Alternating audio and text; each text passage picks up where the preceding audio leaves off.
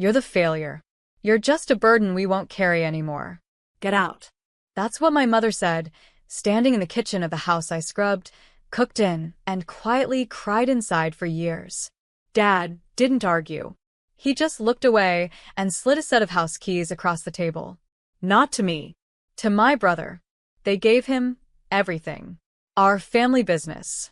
The second house my grandfather built. And their public approval like a ribbon on top. Me? I got silence. No goodbye. No explanation. Just a plastic bag with my name on it, full of mail and leftovers. I left that night. Didn't scream. Didn't beg. Just left. For 2 years, I didn't call. Didn't show up at holidays. Didn't answer their polite, guilt-laced voicemails that came every few months like clockwork. Instead, I built something. Quietly. Far away. Piece by piece. I bought a small plot of land with the little savings they never asked if I had. Worked 2 jobs. Poured every insult they ever gave me into bricks, blueprints, and borrowed time. And then, 2 years later, my phone rang. It was my brother, number I never saved. But I knew the voice. Panicked. Breathless. He'd just driven past my land. Past the stone gate. Past the manicured trees.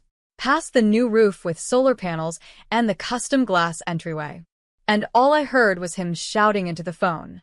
Dad. You need to see this place.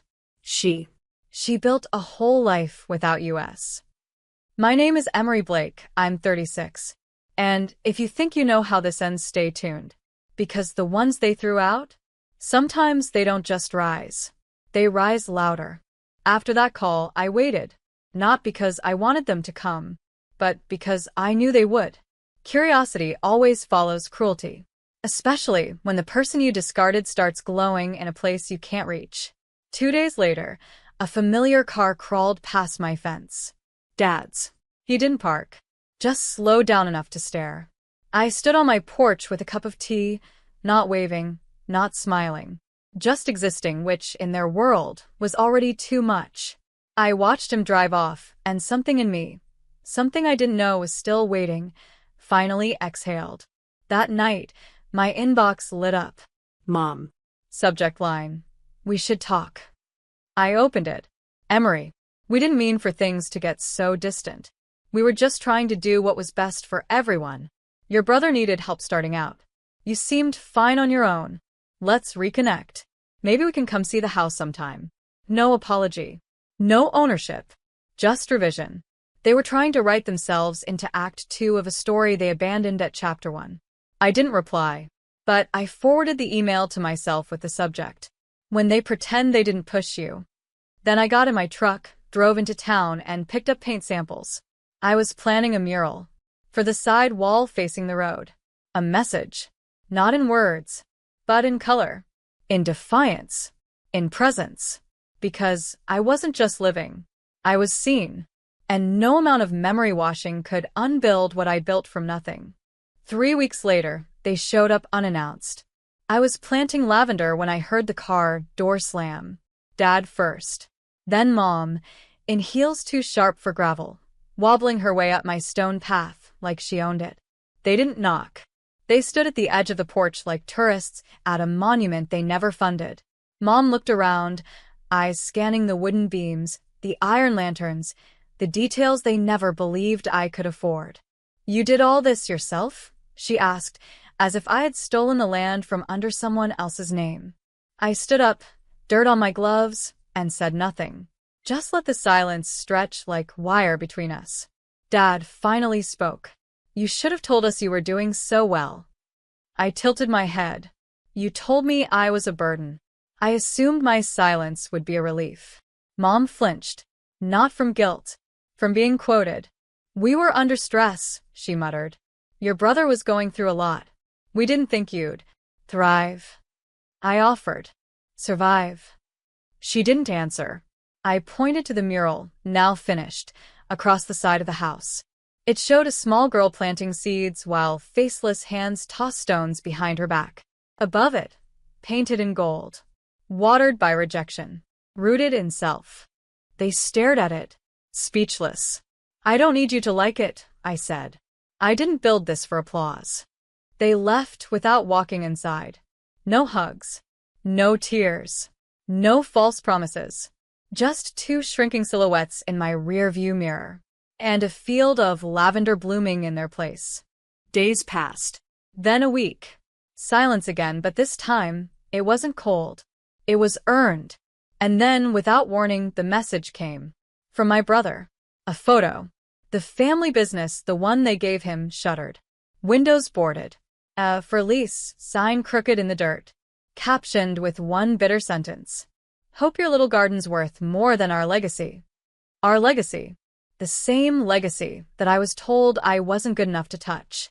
The one I cleaned after school, took inventory for, worked weekends in unpaid.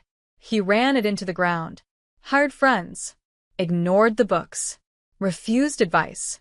He didn't build it, so he didn't know how to carry it.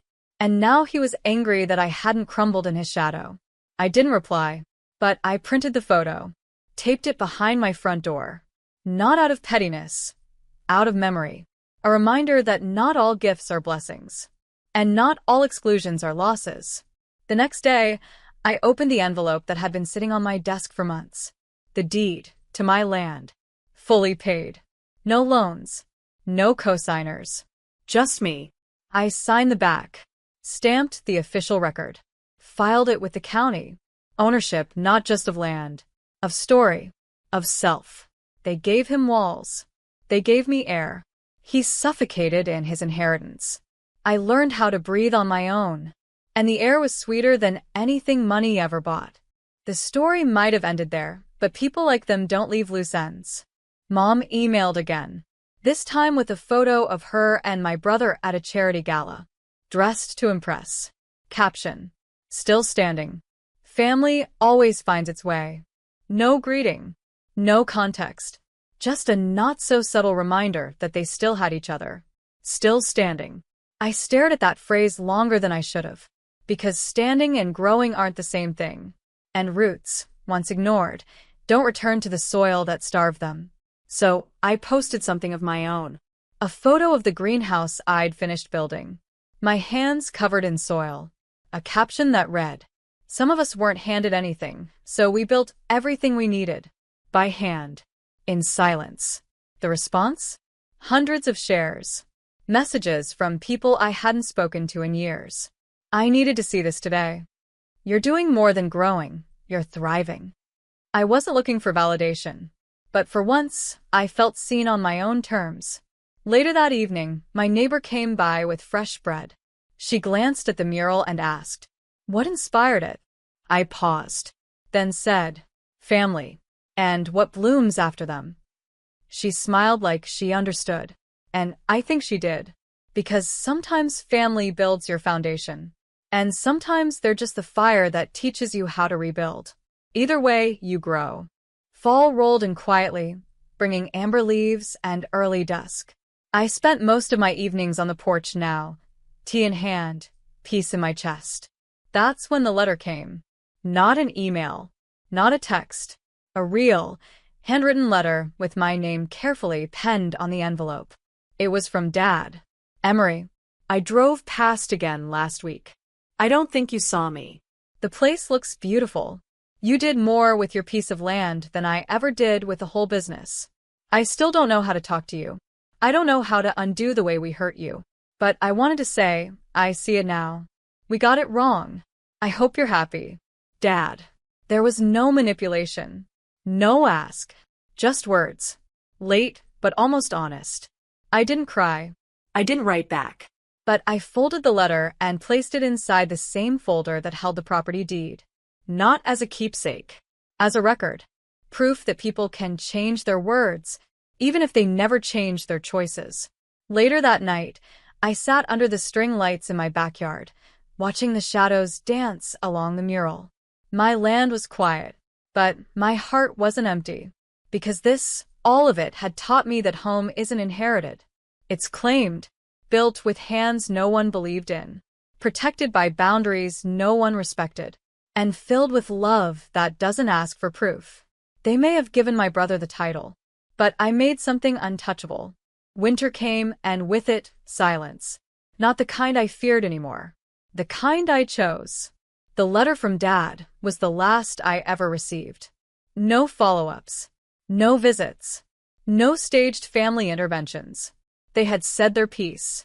And I had heard it. But forgiveness doesn't mean returning to the table that taught you hunger. Instead, I kept growing. Expanded the greenhouse. Started hosting weekend workshops for women in the area. Women like me. Quiet builders. Late bloomers. Daughters who were told to settle for silence. One afternoon, after a class, a woman lingered behind. She said softly, "I know you don't talk much about your past, but did you build this place because of them?" I smiled. Not sad. Not bitter. Just honest. "No," I said. "I built it because of me. They were just the reason I had to start from scratch." She nodded like she understood, maybe too well. Later that night, I stood on the back porch and looked at the mural again. I'd added to it last week, just a small detail. A second figure. Standing beside the girl planting seeds. Not helping her. Not handing her tools. Just watching, letting her bloom on her own. It represented something I hadn't realized I'd found. Witnesses. Not saviors. People who saw me as I was, not as I failed to be. Family, it turns out, isn't always blood. Sometimes, it's the ones who show up after the fire and sit beside the ash without asking you to pretend it never burned. Spring returned like a soft exhale. My lavender fields stretched wider now, buzzing with bees, bending with wind.